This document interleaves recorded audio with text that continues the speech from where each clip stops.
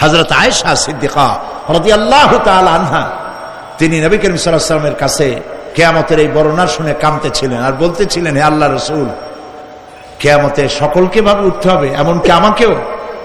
হুজুর বললেন, প্রত্যেকটি মানুষকেই উলঙ্গিনী হয়ে উঠতে হবে। তিনি প্রশ্ন করলেন, তখন কি শরম হবে না? নবী করিম সাল্লাল্লাহু আলাইহি ওয়াসাল্লাম বলছেন, জাহান্নামের ভয়তে কেউ কারো দিকে তাকাবার সুযোগ পাবে না। সব উপরের দিকে তাকায় থাকবে আর বলবে, আল্লাহ আমারে বাঁচাও, আল্লাহ আমারে রক্ষা করো। সমস্ত নবীরা, সমস্ত নবী আদম আলাইহিস সালাম থেকে শুরু করে ঈসা আলাইহিস সালাম পর্যন্ত সব নবী বলবেন, নাফসি নাফসি, আল্লাহ আমারে বাঁচাও, আমাকে রক্ষা করো। কোথায় যাবে আপনার পীর সাহেব? একমাত্র ব্যক্তি বিশ্বনবী মুহাম্মদুর রাসূলুল্লাহ সাল্লাল্লাহু। মানুষেরা হয়রান হয়ে যাবে, আদম আলাইহিস সালামের কাছে যাবে, আবাল বাশার, আপনি প্রথম মানুষ, আমরা বিপদে শেষ হয়ে গেছি, 50,000 বছর দাঁড়ায় আছি। কয় বছর দাঁড়ায় থাকতে হবে? কোথায় আছে? এই কোরআন শরীফে 50,000 সানা মিম্মা তাউদ্দুন। এই পৃথিবীতে গণনা করলে 12 মাসে 1 বছর, 12 বছরে 1 যুগ, এরকম করে করে 50,000 বছর পৃথিবীতে গুনলে যত বড় লম্বা হয়, বিচারের দিনটা এত বড় লম্বা হবে। সবাই বলবে, আদম আলাইহিস সালাম আমাদের জন্য একটু আল্লাহকে সুপারিশ করুন যেন তিনি আমাদের বিচারটা তাড়াতাড়ি করে দেন। তিনি বলবেন, আমার পক্ষে সম্ভব নয়, আল্লাহর সামনে দাঁড়িয়ে কথা বলার আমার কোনো সাহস নাই, আমি পারবো না। নূহ আলাইহিস সালামের কাছে যাও। নূহ আলাইহিস সালাম বলবেন, আমি পারবো না। মুসা আলাইহিস সালামের কাছে যাও। তিনি বলবেন, আমি পারবো না। ইব্রাহিম আলাইহিস সালামের কাছে যাও। একজন আরেকজনের কাছে পাঠাবে। সর্বশেষ ঈসা আলাইহিস সালামের কাছে লোকেরা আসবে, হাসরবাসী। ঈসা আলাইহিস সালাম বলবেন, আমি তো পারবোই না, কারণ পৃথিবীর শত শত কোটি নাসারারা আমাকে আল্লাহর ছেলে বলেছে, অথচ আমি তাদের তা বলতে বলি নাই। আমি নিজের ব্যাপারেই আজকে শঙ্কিত, আমারে তারা আল্লাহর ছেলে বলছে। আল্লাহ আজকে আমার সাথে কি ব্যবহার করবেন আমি তো জানি না, আমি নিজেই বিপদে আছি। তবে আমি তোমাদের ব্যাপারে একটা পরামর্শ দিতে পারবো। একজন ব্যক্তি আছে যার কাছে গেলে তিনি কথা বলতে পারবেন, তিনি বিশ্বনবী রাহমাতুল লিল আলামিন জনাব মুহাম্মদ রাসূলুল্লাহ সাল্লাল্লাহু আলাইহি ওয়াসাল্লাম। তার কাছে চলে যাও, হাসরবাসীরা তার কাছে চলে যাবে। নবীজি সকলের কথা শুনে সেজদায় পড়ে কাঁদতে থাকবেন। তিনি বলবেন, হাসরবাসীদের কাজ সুস্থ করবেন, এই কাজ আমার কাজ, আমি বলবো আল্লাহ পাককে। তিনি সেজদায় পড়ে কাঁদবেন। রব্বুল আলামিন প্রশ্ন করবেন, হে আমার রাসূল, আপনার তো আজকে কান্দার দিন না, আপনি কাঁদেন কেন? আমি আপনাকে মাকামে মাহমুদ দিয়েছি, কাউসারের মালিক বানাই দিয়েছি। আপনি জান্নাতে প্রবেশ করার আগে কেউ ভেস্টে যাইতে পারবে না, এই সম্মান দিয়েছি, কাঁদেন কেন?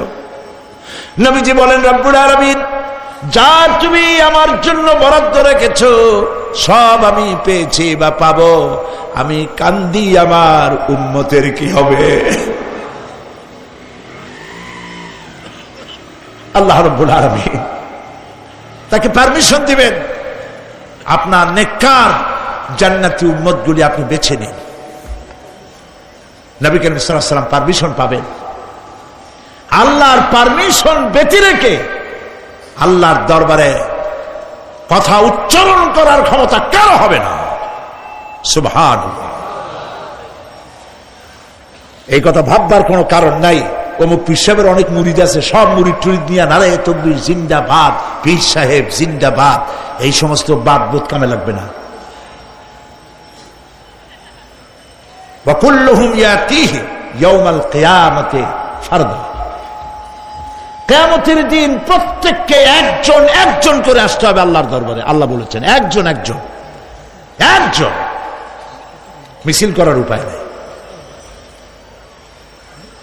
আল্লাহ রাব্বুল আলামিনের দরবারে হাজির হয়ে যাবে সেই কঠিন হাসরের ময়দানে বাঁচার জন্য নবীজি দোয়া শিখায় দিয়েছেন, দোয়া করো, আল্লাহুম্মা হাসিবনি হিসাবান ইয়াসীরা। পড়েন আমার সাথে, আল্লাহুম্মা হাসিবনি হিসাবান ইয়াসীরা, আল্লাহুম্মা হাসিবনি হিসাবান ইয়াসীরা। আয় আল্লাহ, তুমি আমার সহজ হিসাব নাও। নবী করিম সাল্লাল্লাহু আলাইহি ওয়াসাল্লাম নিজেই দোয়া করেছেন। চিন্তা করেন, আল্লাহ পাক নিজে, আল্লাহ তাআলা তিনি নিজে প্রশ্ন করবেন এবং পাপগুলি দেখাই দেবেন, এই সব পাপ করছো। মানুষ, আল্লাহর বান্দা ভয় চোটে কলজা গলা দিয়ে বেরিয়ে যেতে থাকবে, বেরিয়ে যেতে চাইবে, তার বাষ্পরুদ্ধ হয়ে আসবে, বলতে থাকবে, আল্লাহ আমি করে ফেলেছি, আমি মাপ চাই, তোমার কাছে ক্ষমা ভিক্ষা চাই। আল্লাহ রাব্বুল আলামিন বান্দার কাকুতি বিরতির দিকে লক্ষ্য করে বলবেন, বান্দারে আমি তোকে ক্ষমা করে দিলাম। এটাই হলো হিসাব ইয়াসির, সহজ হিসাব। এই সহজ হিসাব কার কিসমতে আছে, কার কিসমতে নাই, তা আমরা কেউ জানি না। এই দুনিয়াটাকে আল্লাহ পাক বানাইছিলেন পরীক্ষা নেওয়ার জন্য। কি জন্যে? পরীক্ষা নেওয়ার জন্য। পরীক্ষায় যার যে বয়স এখন আছে, এখানে আমার যা বয়স, আপনার যা বয়স, এই বয়সে যা যা করছি এখন হিসাব করেন। ছোটবেলায় কই মাছের কাঁচা গলার মধ্যে ঢুকছিল, তখন ক্লাস 2তে পড়ি, এরকমের একটা ঘটনা মনে আছে কিনা? মনে নাই? অন্যের বাড়ির আম পাড়তে গিয়া বাড়িওয়ালার সামনে পড়ছিলেন, 2টা থাপ্পড় দিছিল, এসব কথা মনে আছে না? আছে কিনা? এই ছোট্ট ছোট্ট কথাগুলি, কোন পুকুর পাড়ে আসার খাইছিলাম, কেডা মারছিল, সেই ছোট্টবেলা থেকে এই পর্যন্ত এই ছোট্ট কথাগুলি যদি মনে থাকে, তাহলে বড় বড় পাপ কি কি করছেন তা মনে নাই? তাহলে নিজের হিসাব নিজে করো। কিয়ামতে আল্লাহ পাক আমলনামা হাতে দিবেন, বলবেন পড়ো, ইকরা কিতাবাক, পড়ো তোমার আমলনামা। তুমি তোমার হিসাবের জন্য আজকে তুমি নিজেই যথেষ্ট। পড়ে দেখো কি করছো। ইন্না লিল্লাহি ওয়া ইন্না ইলাইহি রাজিউন।